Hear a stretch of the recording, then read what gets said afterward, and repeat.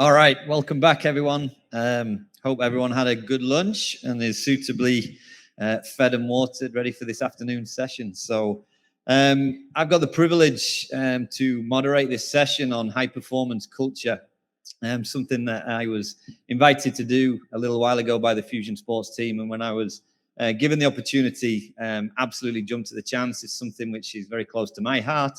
And something which obviously in my position I need to try and influence and affect. So hopefully I can learn something from the guys on the panel today.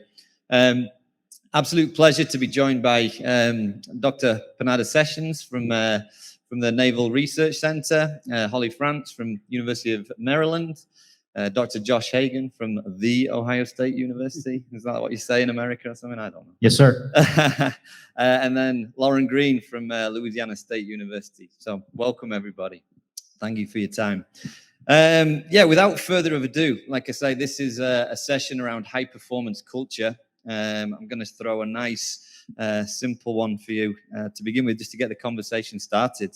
Panata, what does high performance culture mean to you? Why did you start with me? You're one of the doctors up here. So. Okay. I think high performance culture means people who are performing at a high level, who are able to take care of themselves, be led by a strong leader, and then have the people underneath them be able to go out on their own and do the things they are with the resources they have. I think they need to be agile and willing to pivot when there's a change, and have common goal to move forward so that you're all moving along together. Holly, any thoughts? I'll add to what you said too. That was my kind of note, was having a common purpose and goal and moving all in the same direction. I think is so important, and understanding and identifying what that why is first, in order to kind of get everyone on board and moving in that direction that you want to see. You both touched on the leadership, clear leadership, and then the team, following that leadership. Is culture about leadership or fellowship? I don't think you can have fellowship without leadership. So I think both need to be present for sure. And can you just expand on that? When you think about a performance team working in a very positive, high performance culture, what's the respective roles and responsibilities? The largely unwritten roles and responsibilities when we're talking about culture.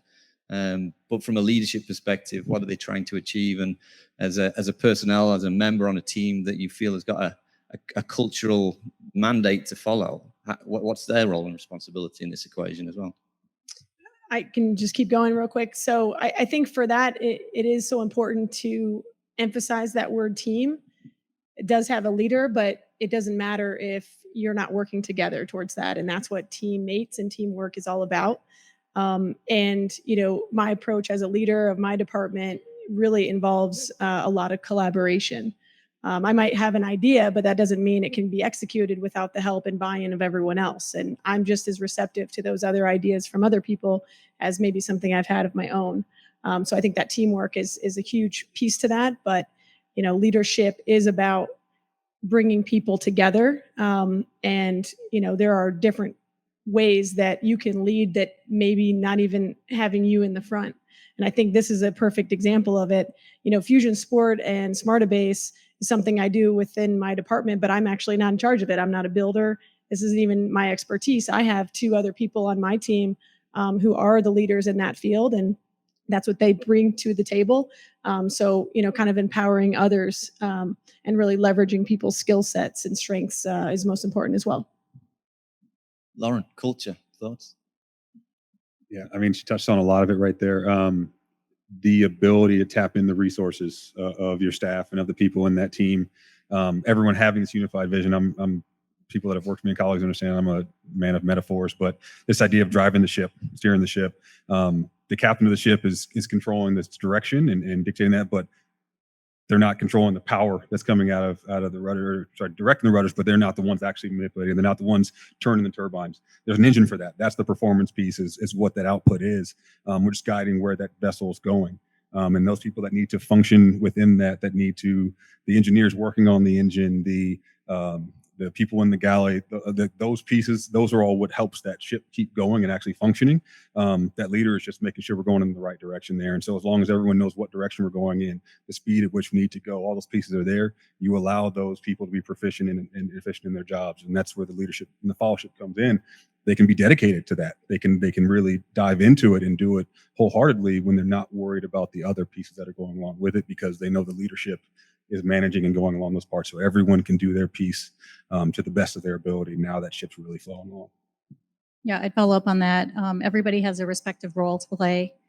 They should feel confident that they can do that job, and we should give them the resources to do that. And it should just be the leader to provide those. I like the idea that they should be listening in case they're making the wrong decision. But it's all one bunch of puzzle pieces to make one puzzle.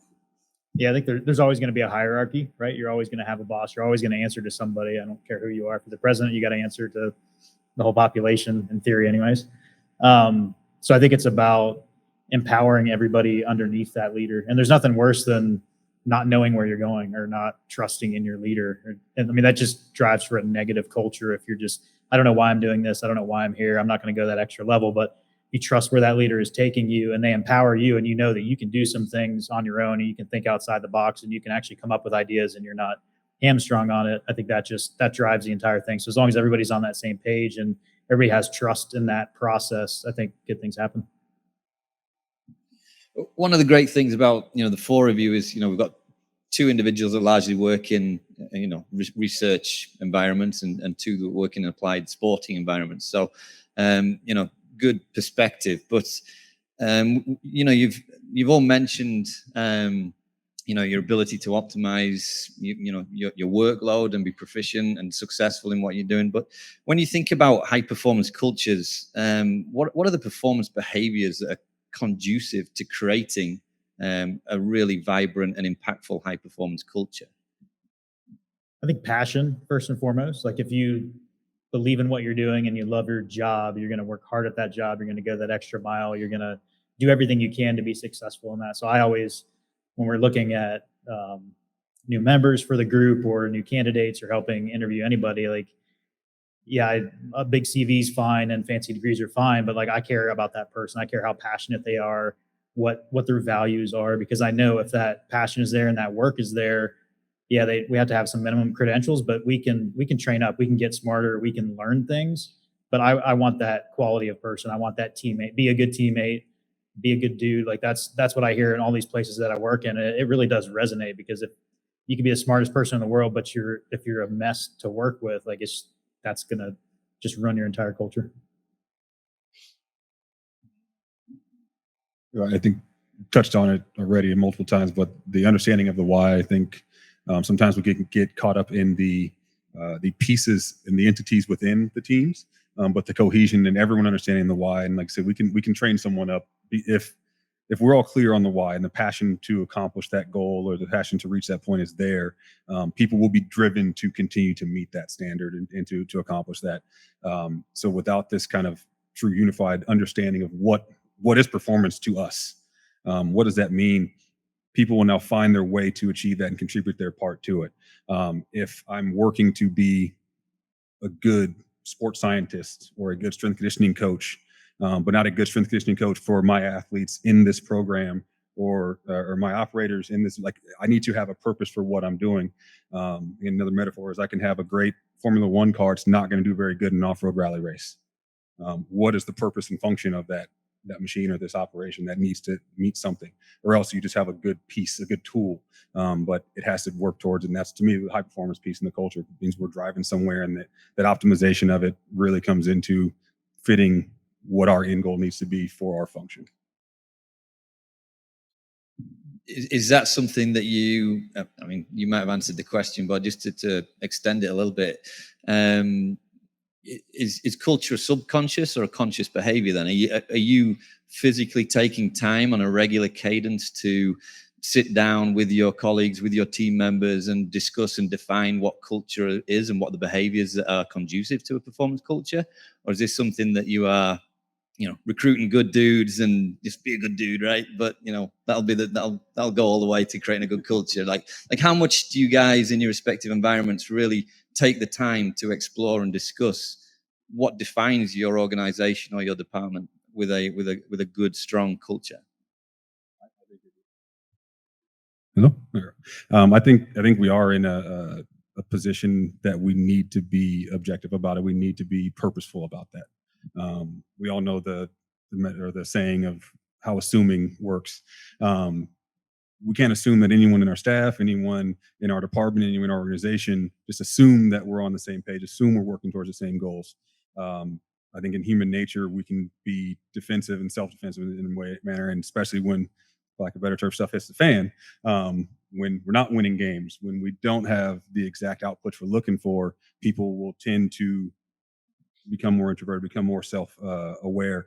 And now I'm looking out for myself. Now I'm taking care of myself and my goals. If we constantly have a identifiable vision that we're working towards, we can always revert back to that. We can always direct ourselves back to that. So even in the hard times, what are we working towards? To me, that also is what makes it measurable. Our process is working as we want them to. So we might be, for an example here, if I'm working on improving a back squat, as John mentioned it earlier, we have these KPIs. Pitching success can be influenced by velocity. I can influence velocity with these modalities of training. That modality of training does not make me a better pitcher. And so if I'm the strength conditioning coach and I'm focusing on improving this squat because that's going to make me look like a better strength coach, am I really meeting the objectives and the goals of improving our performance on the field and as an organization? If I isolate myself there and say, well, I'm doing my job, is it really benefiting what's going on? Are there other mechanisms at play within the organization that I'm not communicating or getting communicated across to me that might be influencing the output and performance that my perfect program that's improved squat may not actually be translating into the performance there? Is there any differentiation there? And so you have to be purposeful in that, because that's going to drive the communication. That's going to allow yourselves to be critical of your processes and the methodologies at play. I'm keen to, thanks for that. I'm keen to hear everyone's kind of comments on that in terms of how purposeful you with your teams and your colleagues about defining the culture of your organization. I'll say not enough. I think there's a lot on the front end. Let's get the right person. And then, okay, we got the right person. Now let's hit the ground running. And unfortunately, it isn't until mistakes are made that you're like, oh crap, like we need to go back and what happened here. And so that's something that I've been working hard at doing, is being more proactive with what that is. And so, how can we develop our coaches, our strength conditioning coaches, which is what I oversee, in helping with personal relationships, because that's what we're all in. We're in the people business. So dealing with, confrontational, coaches or an athlete or whatever it is. Unfortunately, there's been a lot of like, hey, you had this conversation, it didn't go well, so now we're going to learn from it and react instead of proact. So trying to figure out how we can continue to drive that culture and educate our entire staff and learn from our own experiences. So the one thing that is still not enough, but trying to do, is when situations have happened, instead of me having a one-on-one with that staff member, we actually open it up to conversation within our entire department so that we all can kind of learn from that experience. And, I'll have a private conversation, of course, with that individual on, what needs to take place, but using that opportunity for everyone to learn from and have a teachable moment so that one person's mistake doesn't lead to another.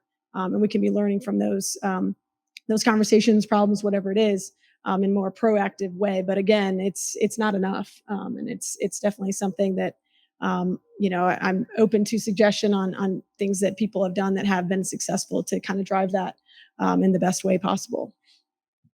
I think culture should be consciously subconscious. So you have that mission, you have that vision, you talk about it, you make sure everybody understands it, but then you have those reminders around it. So just here, like all of the different visuals and sayings and graphics and all those things, like I read them all, like that's awesome. It just reaffirms what everybody's doing. So it's just constant reminders of like, we're on the same page. This is what we do. This is how we do it.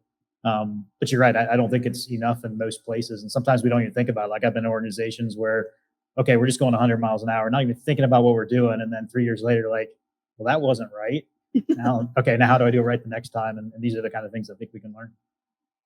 I'd say for us, when like you mentioned, when we bring someone in, we kind of tell them up front like what we're looking for. The passion is one of the things that we do look for. We tell them we may pivot into what we're going to be doing in a year or two, so you should be ready to do that. But what our goal here is to improve the health of the warfighter, and so that's our common mission. And we don't, I would say this, we don't necessarily get paid a lot. We work for the government. But our goal there is why we do this job. And so we try and find those people who are willing to work for us with the amount we can pay them. But it's really that passion that drives that. Now, when we get there, you have all those interpersonal relationships that we have to work with and personalities. And that's where I think it is hard to find that what we do about that. I look for what are people's strengths, where can we put them, but trying to work out those details. I think it's also just reiterating why we're there, and have them focus on that goal forward too. Cool. This is kind of a follow-up question to what we've just been talking about. Do you guys have any methods of objectifying culture assessment? Do you measure culture? Anyone who says yes, tell me how you did that. That's what everyone wants to know. That's why I'm asking the question. Let's go. I'm just thinking about all these like climate culture surveys I've taken that you just rip them no matter any question you're answering that never go anywhere. So I don't know. That's a good question. Indirectly, is there a way that you try and evaluate how your culture is progressing, or if it is developing or regressing? What comes to mind a little bit is we do have evaluations for our student athletes. We want to find out, what Lauren said was that, we might have the best strength program in the country, but if our athletes haven't bought into that, then it's trash. So we need to figure out, what are the perceptions of those athletes towards the strength and conditioning program? Do they feel as though it has really accelerated their performance? Do they feel that they are performing in a high performance culture, or do they feel like, they're just getting, run of the mill program? So we do actually do a lot of evaluation with our athletes, and, perception's reality. So even if you're like, well, that's bullshit. Well, it's not, because that's what they think. And you have to deal with that and to figure out how to change that perception, which I think all comes back to the culture that you create. So that's one thing. And again, it's not perfect, but that is kind of one evaluation we have, because they're our customer as well. Same with our sport coaches, doing some evaluation with them as well. One thing which has come up in a number of comments is, coaches and athletes or performance support team members. Is there a different approach to developing culture for how you message that, or their expectations for your athletes versus your immediate colleagues and peers on your performance support team? Or is it just one culture across your whole organization? I think regardless of your audience, you're going to have a different approach. People all respond differently. So even though they might have a different role, you might have a bunch of people in the same role, but you have a different approach for all 5 of them or whatever. So I think, identifying the best way to communicate with all types of people and everyone who serves in different capacities within that culture, can have a different approach behind almost all of it. A lot of it's education and how you talk. So I think obviously I do a lot in the performance science space, less on building teams and day-to-day with athletes. But what I've seen that has been really successful is, taking this lots of physio data and wearables and all of these things, and now you can have an athlete that just can think of themselves as a lab rat. But the places that I've seen it done really well, and Daryl Bauer is now the head strength conditioning coach at Houston, did a fantastic job of this. And I think I mentioned it before, like he came up with this football optimization strategy map. We helped fancy it up a little bit, but it was really, that was the idea, to communicate that to all of the athletes and had it emblazoned on the side of the wall of like, I'm trying to make you a great football player. Like, this is why we do GPS. This is why we do sleep, because without that information, you think like Big Brother coach wants to know what time I went to bed. Well, that's not it at all. Like, that communication is, this is why we're doing it, and this is how it translates and waterfalls to your performance on the field. Like what resonates to that end user, which is the player, which is much different than what's going to resonate to a performance scientist or a coach. So on that side, we need to educate the staff on maybe a deeper level. This is why we're doing these things, and this is how the information can help you in your job, because the job of a coach is different than the job of a player. So I think as long as you can just frame it in a way that it's something, it fits the culture, but it's something that they can understand, and how's it going to make me better as a coach or as an athlete. So it's really just about education and just trying to hit them over and over and over again. Like, we know what we're doing it methodically. This is why we're doing it, but here's the information to help you understand it consistently. I was just going to add to that, of that saying a coach told to me once was that a pass is only as good as it's received. And so to the point of the audience I'm talking to and working with, the why, we all know the why, and you understood like that needs to be understood across the board. But now this conversation piece has to fit the person that I'm interacting with.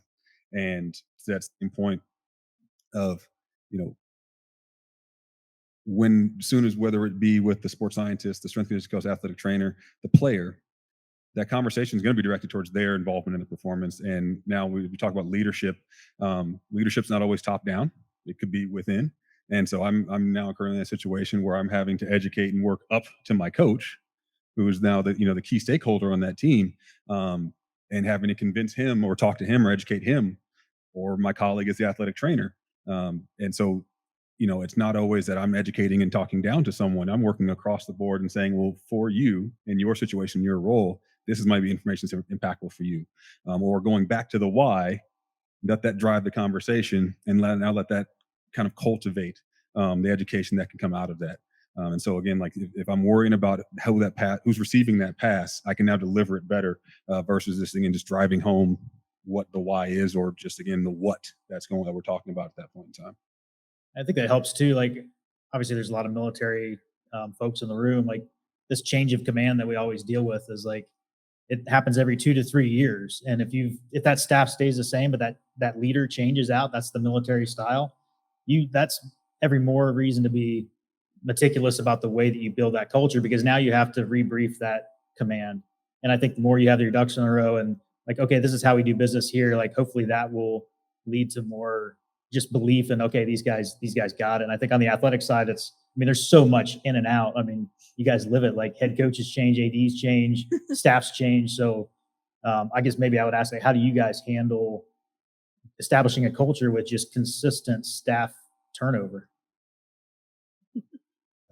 I had 7 supervisors in 9 years in the collegiate setting. So it's not easy. And I was not the supervisor in that role. So, for me as an assistant, I had to start over every time and build that relationship. But because of that amount of turnover, there was no culture, and that led to more turnover. So it's challenging. I mean, I'm the new turnover, so it's. But I mean, to that point though, I'm coming from a leadership position where I oversaw people, and now again I'm working back individually with a team and under others. And so to be put in a situation to expect to have an impact, but again, not necessarily be the decision maker itself, but try to impact the decisions we're making or inform them or improve upon them. Again, I'm in a position now where I'm listening and echoing and responding more so than I am directing what's going on. And I don't think I could, and a lot of people I'm sure can attest this, when you get into a new role, that we can't just come in and start knocking down doors and taking pictures off the wall and I'm putting mine up here because this is how I want it to be. It's not going to work very well. But if I come in inquisitive and I'm asking about what has been going on, what's worked well, I want to pick up on that as soon as I can. Also say, well, if you could change what's happened in the past or what hasn't been going well, what are some of the headaches we've had? That's usually one of my first questions. That's when I first got there. I asked our athletic trainer, any issues with coach and getting time with players in here, or admin or anything, whatever.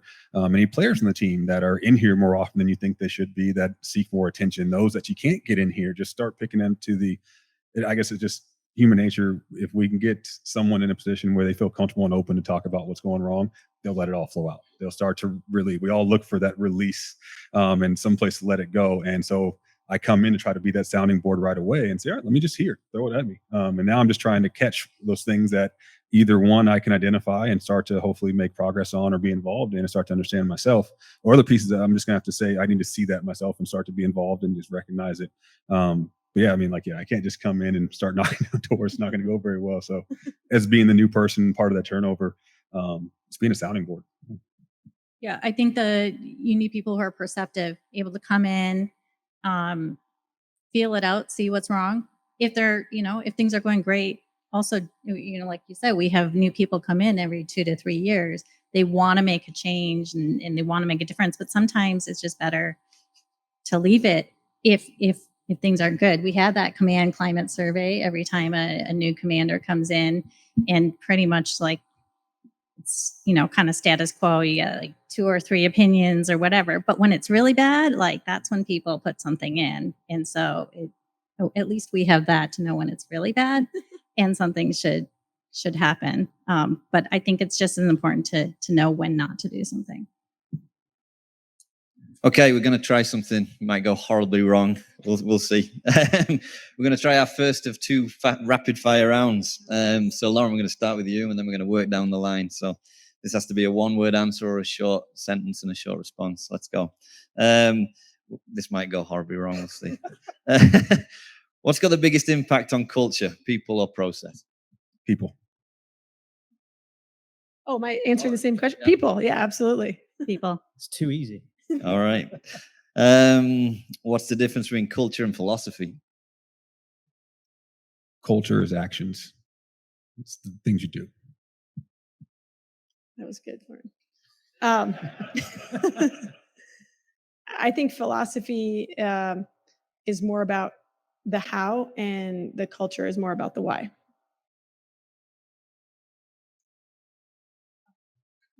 I was going to say the opposite of that. Oh, nice. Why? Just as she said it, I thought it was the other way around.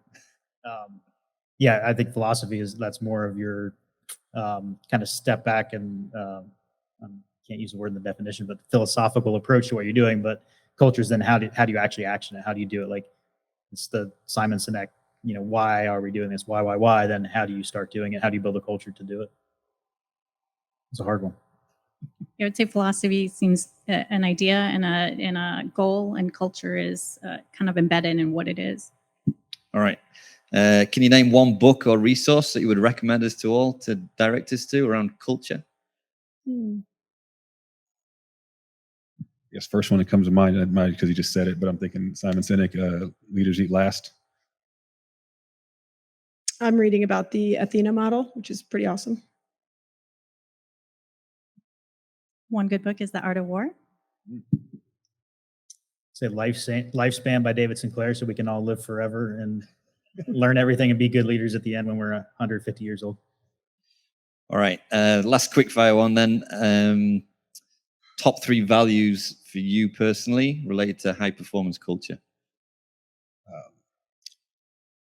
Communication, clarity, and passion. I'd say communication as well, integrity, and accountability. Do I have to say different words?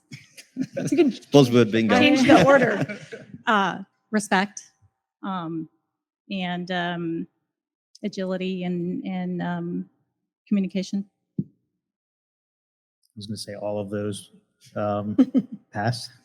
Right. Don't worry, the next round you're going to be Oh, no. first, Josh, so we'll come the other way around. All right, you can all breathe easy. Rapid fire round is over. Holly, just directed at you with your current situation. I'm not saying this is the case, but what are the biggest threats that can potentially derail a high performance culture? And what can you do to try and anticipate or acknowledge it happening? Well, I kind of made mention of it before, but we are in the people business. So I think the threats that we have or challenges a lot of times come from people. And so I think, in ways to try to minimize that, patience, I think, is key as well. Like we talked about, you can't come in hot. So I've been at Maryland as the director of Olympic sports this is my 4th year. Yeah. And so, trying to push the envelope a little bit is important. I recognize some areas where we could see some improvement, but having some patience behind that, I think, is important.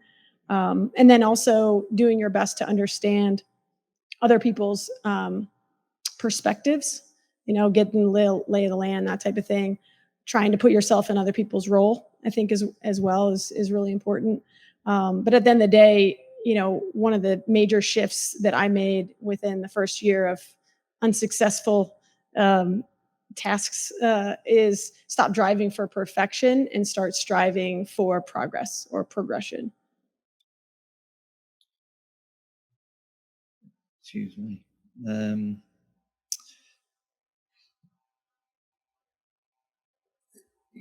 When you were talking before there, Josh, you said something about your colleague who's a strength coach at Houston, etc. Immediately made me think of John Wooden's pyramid of performance. Are there certain pillars that are integral to any environment, any situation, any scenario where we can, whether it's military, whether it's sport, whether it's day-to-day life, that they're the pillars of performing well and succeeding? I mean, if we're just talking sheer performance, I think a lot of the places I've done, it's nutrition, sleep, exercise, spiritual, like that's kind of the foundational architecture that we have when we talk about performance. Obviously there's a lot that goes into all of those, but that's kind of how I've seen the pillars approach of that. And then you kind of drive all of the SMEs underneath each one of those and address each one, have the right people working on those right pillars. Anybody, any other thoughts on that? Moving swiftly on. Panata, you obviously work in very much a military environment, so I'm just keen to get your perspective on cultural characteristics in the military. Obviously there's a number of operators and personnel here today, which is fantastic. But for us, people that don't work in military environments, I think there's so much to learn and take from those types of operations. Is this certain things you can share around your experiences and the time that you've been with the Naval Warfare Unit?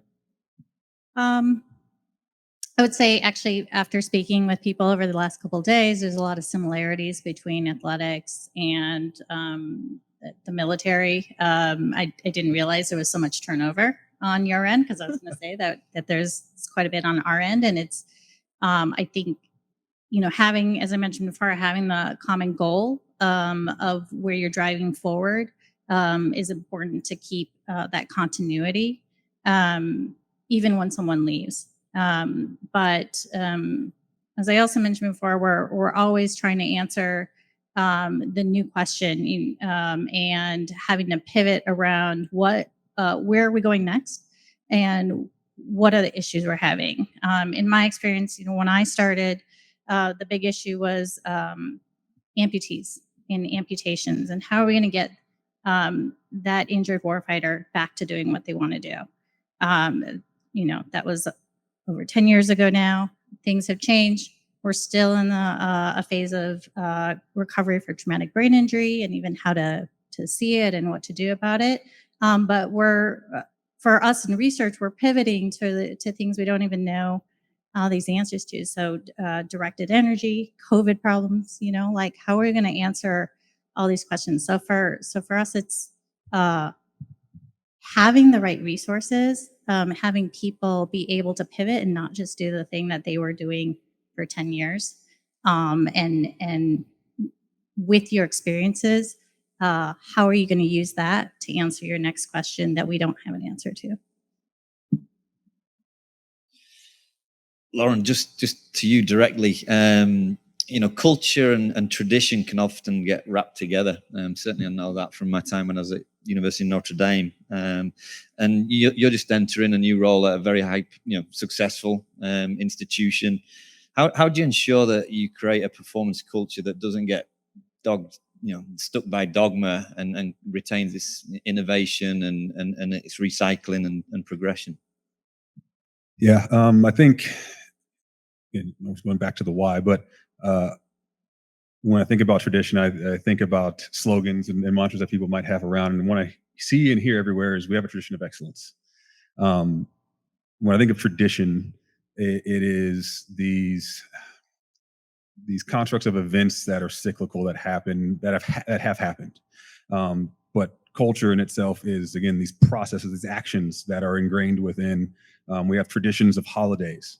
Those traditions are across all different cultures, across all different lands and regions. People have traditions. That is a part of human nature, to celebrate the past, to celebrate things that have come about, the positives and or negatives. The culture is driven by our environment, by our goals, our outside. So in my environment now, which I've been luckily have been groomed into somewhat from being a part of organizations that had traditions, but were also a part of cultural shifts when I got there. And so I've been able to see the standards left by traditions in previous history and years past, but the goal to seek that tradition at that level again is what drives the decision making and drives the actions within the culture. And so they somewhat can be intertwined, but they are separate to me, I think, in a way. I've also been a part of an organization that doesn't necessarily have an established tradition of at a new level or at this place right now they're in a new space, and so they're trying to create a tradition. And so now it's become more imperative to really drive the culture to now establish new traditions and have something to look back at. And so I think really, if you keep in mind the idea of our actions today represent us tomorrow, and those successes of those actions will represent and create these traditions. Tradition is not necessarily something that you're seeking after, but it can be a beacon or a guiding light. But again, today, here and now, what are we doing to impact tomorrow? That is where our culture and the why driving that. And so that as I'm in now, again, that it's really, really nice and easy. I don't have to worry about. LSU knows their traditions. There's only one answer there, and it's just win all the time. And if you're not winning, something's going wrong. So it's really easy to now turn that back around and say, well, our culture needs to be driven towards those successes, excellences that have been happening in the past. So the good thing about it is no one's worried about how we're doing it. Let's win. And so now we can make sure that our culture is persuasive towards that and improving that. You don't conflict the two together. The culture is the now, because that's really, again, what are we doing to meet and sustain the tradition that was there before, not create new traditions. And so yeah, it's really can drive the culture. Awesome. Josh, you're very much involved in research and technology and innovation. How do you go about getting wide-scale adoption of cultural strategies and shifts in a cultural paradigm? And if you've got particularly resistant traditional coaches or athletes, how do you try and pull them along with that kind of mindset? Yeah, this is kind of on the front of a lot of our minds right now with some of the projects we have going on, because on the military work that I do, we're trying to serve a boatload of service members. So that's a lot of different people that have a lot of different ideas of what they want to do, what they should be doing. A lot of different commanders that have different ideas for all of this. At the end of the day, we're trying to make sure that what we're doing is right, and we're trying to help the end goal of the service member, if that's longevity of career, reduction of injuries, increase in just happiness and life and things like that. Like, we're trying to all do the good things, right? So that's kind of where we start. But it's really about how do I resonate to all these different types of people, and what's important, and why does all of this matter? We've had some things recently, like, well, I'm all into gadgets and data, and I think it's the greatest thing ever. And I'm learning over and over and over, like, simple, to make sure this information resonates. Like, why are we doing this? I'm not doing it as a science experiment to do some crazy thing that in 10 years I'll figure something out. That needs to be done too. But how does this help the service member today? How does this help the athlete today? So we need to make sure that that information resonates to them. And one of the things that we discovered in a field event a few weeks ago, like, we got this fancy stuff, we got heart rate variability and autonomic nervous system and blah, blah, blah, blah, blah. We think it's great. We think it's not all that complicated, but what these service members wanted to know is, like, tell me how many miles did I just go, and how many hours of sleep did I get last night? And I was like, holy cow, I never thought about, like, it just has to start that simple, right? So we need to make sure that we always understand, what are they looking for? What can we give them? Yeah, we can do 100 other things, and we can do crazy science experiments, and that's got its time and its place, and we'll do all of that. We'll get to implantables. We'll get to everything Elon Musk wants to plug into the back of our heads. We'll get there. But really, it's just about, let's keep it simple, and let's make sure that we're doing what's right, and let's get that information back to them. So that's, like, our ultimate end user is that person. It's that athlete. It's that warfighter. But then that next level back up is the practitioner, right? And so we want to make sure that we're not overstepping our bounds, and again, making them part of that conversation, because some of that I guess we might call it old school mentality, but maybe a non-growth mindset, just saying like, here's this new thing that's a threat to me. We need to flip that narrative. Like it's not a threat, it's an enabler. And we're not gonna win every time. I'm not gonna get like I've got my suite of things. Like if I had my druthers, like you do all of this in this order every single time in its control. Well, that's not feasible. So I just need to understand and have that conversation with each one of those coaches of what is important for you to know, and here's some enablers. And if none of this lands and none of this is going to work, that's fine. Let's just have that conversation to understand this is how it can help. But I think the more like we try to shove a culture down their throats or shove all this stuff down their throats, that fails every time. I've seen it fail all the time. So I think it's making them part of that conversation and saying, and just sitting down like, this is what we're trying to do. How can I help you? What's important to you? Because I think that, we talked about touch points quite a bit, and like strength coaches definitely in the military are like one of the ultimate touch points to the service members, and they're going to have those conversations every day. So how can we make sure that they've got the tools and everything, and they're educating, because that's where that education takes place, is those conversations. So we don't want that to be like, yeah, I don't know why you're doing this. This is a crazy thing. This, leadership wants you to do this thing. It's like, no, this is why we're doing it, and this is why it can help. Let me explain it to you. Or better yet, that service member comes to you and says like, hey, explain to me what this is in my app or in my thing. And say like, I'd love to talk to you about like this is what it is. This is what we're trying to do. And this is how it fits that objective. So in sports, like this is what's going to help us win. And military, this is what's going to help you have a better quality of life after you retire out. Yeah, I'll reiterate exactly what you were going to say. What you said was the feedback in apps and wearables and things like that are great, but you also need that touch point. We need that person there who can always be there to answer the next question that's not digitally written down there. It's kind of a perfect segue into my next question. Without necessarily naming and shaming, because that's not what this is about, but I'm really intrigued to, and some of you a bit more incumbent in your current roles, and some of you are quite fresh into new roles, but can you think back personally where you were in an organization where you were struggling to find its identity or its culture, and how did that make you feel as someone working in an organization that lacked a very strong and dynamic performance culture? And then can you also suggest one where you might have felt very empowered, very energized by what you thought was a very clear performance culture? Yeah, I mean, I can definitely start with the latter of that. I said a couple of the previous organizations I was with on the professional side, I thought were very clear in their objective of having a high performance culture. And it was from the top down, in which you saw decision making, you saw, for lack of a better term, like you saw the money being spent on athlete performance and the culture driving that, not off of commercial status or anything else. It was, what do we need to do to invest our time and our money into us meeting our goals? And if that means staff education, great. If that means more resources from a tangible standpoint, from equipment, great.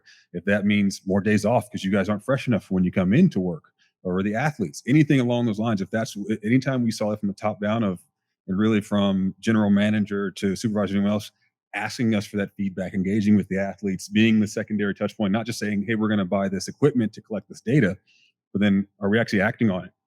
Checking with the players and the athletes. Hey, have you talked with such and such about that? I've seen that, and has been a part of some of these cultural shifts where it was very apparent, to the point where the athletes themselves were the ones verbalizing it. Particularly when I was in the NBS team, we had a new player that get traded to us and come in, and we had a player on our team already that was a college teammate of his. And so the new player shows up first day doing physicals and whatnot, sees his old teammate. Hey, what's going on? Blah, blah. And he's like, I got all this stuff going on here, measuring this and that, poking and prodding. He goes, that's what we do here, man, but it's working.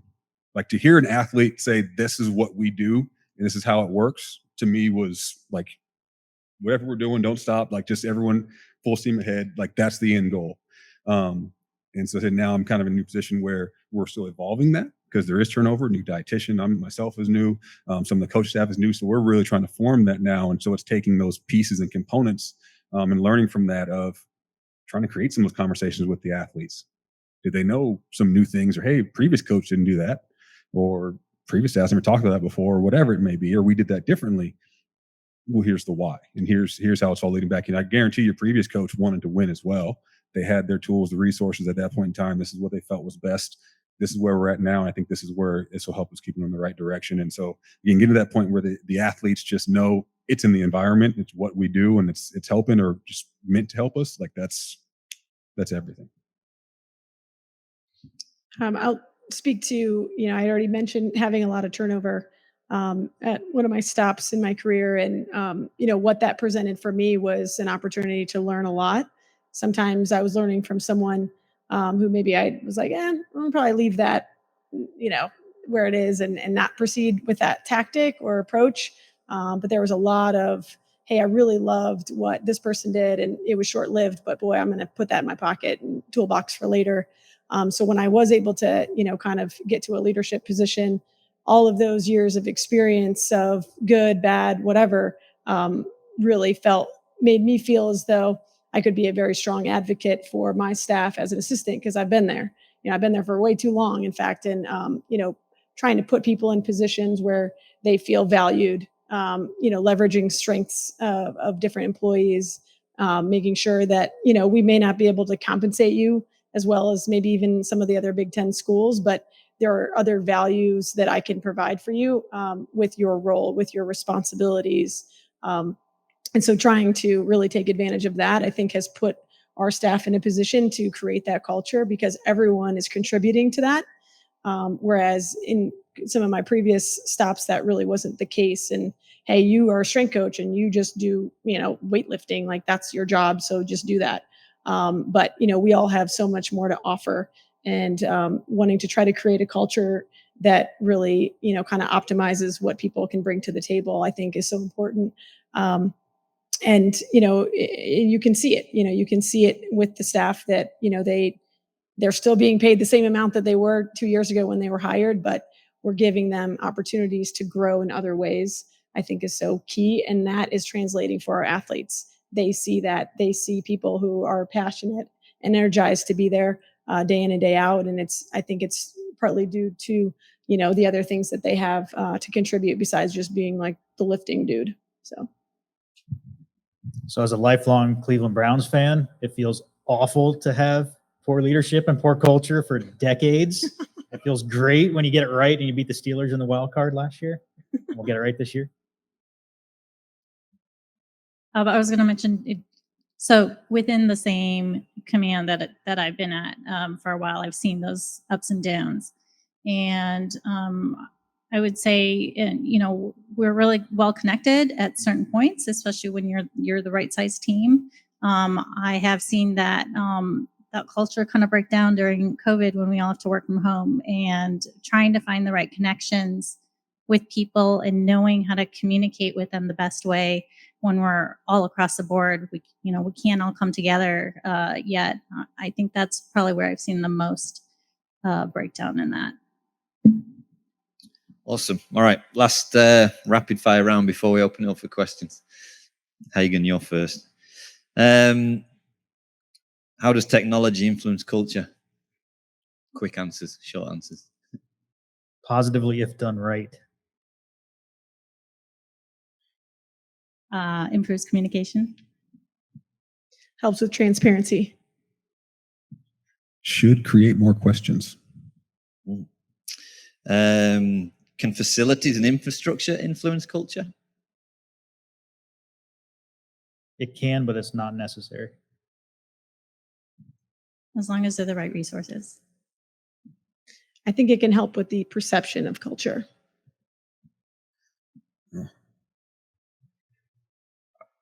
I like the old iron weights and dusty weight room. So I would say it can influence it, but it can be a driver in a good way. Is it possible to have a successful organization without a clearly defined performance culture? Probably.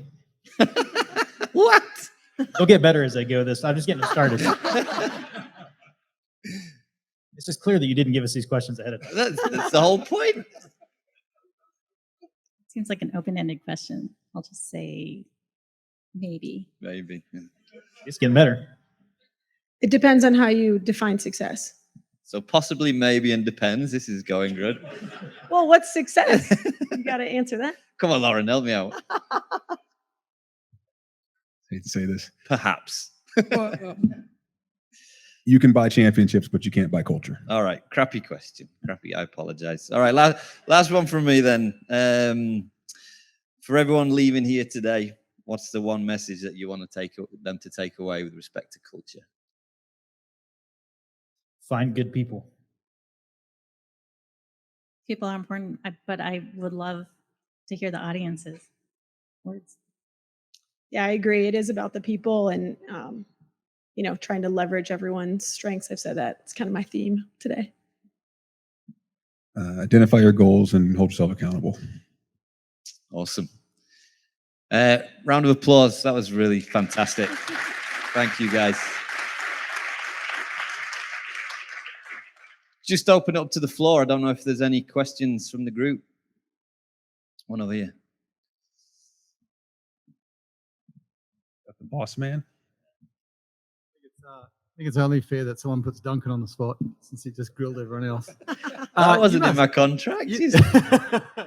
What contract?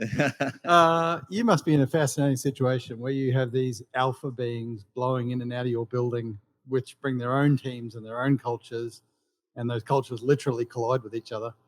Does the UFC itself try to, I guess, wrap the UFC culture around them, and if so, how? Or if not, how do you, how do you kind of almost protect your own high performance team from that sort of whirlwinds coming in and out of the door every day? Yeah, thanks, Marcus. No, I mean, absolutely. So I forget how many different nationalities we have, but obviously we're a global sport. What I would say from the get-go is you have to meet the athlete at the level of their culture. Now, there's culture in different sports. Cage fighting has got a very specific culture to its clients. Basketball, completely different culture. I've worked in basketball. Soccer, different culture. We've got Brazilians. They come in a particular way. They're going to be 40 minutes late for everything. They're going to put the feet up on your table. They're going to relax, going to hang out. Got a bunch of Russians. They're going to come in, very different culture. So, I think what we try to do as a team is understand the culture, try to, like I say, meet them where they need to be. It puts a lot of strain and stress on our operational system because we've got our MO of what are we trying to achieve. And listen, it's the most cliche thing that is in all of sport, that this is an athlete-centered model, all right? I've been around a lot of places which that's bullshit. Like, you're not doing anything related to the athlete. This is all about you and your systems, and your system is not pivoting. The athlete has to try and figure out how they're going to fit in your square hole when they're a round peg. Honestly, what we try to do is have a system that's very dynamic and pivots to meet the cultural requirements, which are territorial, geographical, language, everything. It's a melting pot of diversity, which is the absolute pleasure of what we do, but it's the absolute problem of what we do as well. So, I don't know if that answers your question, but I do think we are, client orientated in as much as we want to make the experience about the client being the athlete and their coaching staff. And it's on us to figure out how we're going to best do that.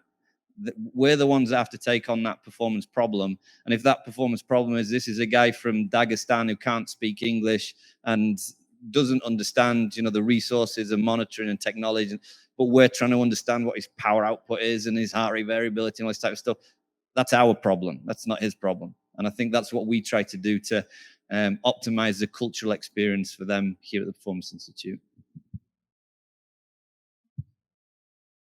Is that right, Aaron? Or not? He's gone. Anybody else? Yeah, one at the back there.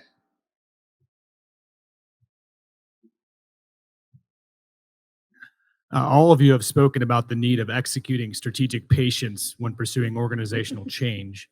Where does patience become complacency, and how dangerous is complacency to the pursuit of progress within a high-performance culture?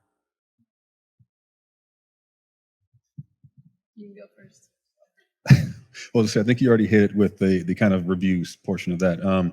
As I mentioned, like this idea of creating an objective for yourself with kind of a SMART goals outlook. We should have timelines to that, and if we really review again, our culture and our processes, within those processes, within those methodologies of training, we should have an expected turnaround of adaptation or outcomes from that. And so if you're aligning your reviews with those expectations, it should put yourself in a cycle to understand, to review that and to say, all right, when do we need to pivot or change that? And to identify those times or points of differentiation. It kind of goes back, and I've talked to colleagues about this before, of, we can create this great plan, a program, say from strength and conditioning standpoint. At what point am I identifying that maybe they have plateaued from that methodology training point? When do I need to change to a different stimulus? Does that program need to match a seasonal model? Does that sport have a season? You start going through those things. So as you initially set out your plan and objectives, a timeline should accompany that. It should come with it. It shouldn't just be that, hey, we have a culture and this is what we do, throw it against the wall. Let's see how long it stays up there. To me, and that whole point of accountability is, I'm coming in year one now, and I'm just identifying objectives for this year. Hey, coach, this is what we want to knock out right now, and then let's review this in the off season. Let's make new goals for this next period of off season, right? What I would call our training period. Let's now talk about goals for our preseason and into our season. And now that should lead us into what our next annual goals or objectives might be. So now I have different time points set up to assess that, and to either remediate things and change as we need to, or assure that we're going in a progression that we see suitable or anticipated. So we speed up, slow down, or change. But yeah, you should build in those time points for assessment within the objective process. Yeah, if you're making no progress, patience has its time and its place, but if you're making no progress at all, then I think that's when you need to think about pivoting. That's where you just need to get creative too. The patience is important. And that's that, like I had mentioned, that was the biggest piece that I really needed to learn, is I was trying to go too fast too soon. But the other piece that I learned with that patience is getting creative with my ask. So instead of just asking the same question later, find another solution to it, or find another approach to the question that you're asking. But then that complacency piece is so key. So if I'm asking my supervisor for something, I want to make sure that I'm communicating to him that, hey, if we aren't moving forward, we're moving backwards. And that's not going to be an attractive thing for him either. So trying to figure out and again, back to your audience, like figure out what's going to really resonate with that person who is the decision maker, and finding ways to try to communicate what that is so that you can get the answer that you want, but also, an answer that works for everybody. But finding different creative ways to maybe get that answer or get that solution, I think is also key to that progress. But you're right. If you're not making progress, then, you're going backwards. Maybe just one last quick question, just at the back there, just because we're running short of time.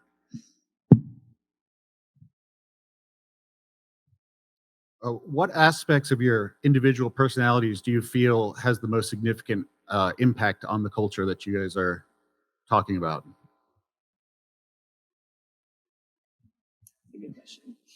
I guess I'd say more open-minded, so I can see both sides of things and try and make them come together. Probably not good at this, but patience and flexibility, trying to hear everybody through and hear both sides of everything, even though that's a really hard thing to do.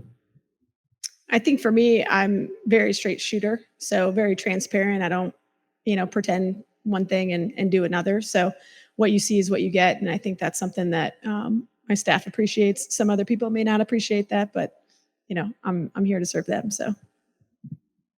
Yeah, I was talking with someone earlier today, and I kind of said I'm one of those people that would rather be perfect and late than on time with some flaws.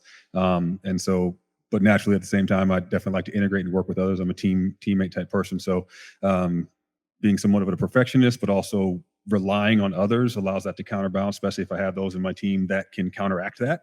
And we can blend those two together. So yeah, I tend to often look for people that will challenge me and fit that together, knowing that I'm going to be that somewhat of a perfectionist and a question asker and always digging more, and they can chop me and stop me off when we need to just hit the ground and go. And I'm dashingly good looking, hilariously funny, hugely athletic, and all of my team members are as well. So, all right. That's everything for today. Once again, thank you for your time. Thank the four guys on the stage here. That's fantastic.